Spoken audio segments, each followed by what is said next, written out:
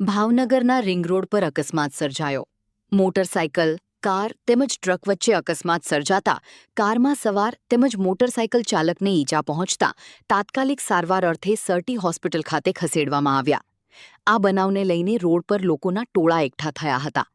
અકસ્માત સર્જાવા અંગેની જાણ પોલીસને થતાં પોલીસ કાફલો પણ ઘટના સ્થળે દોડી આવ્યો હતો.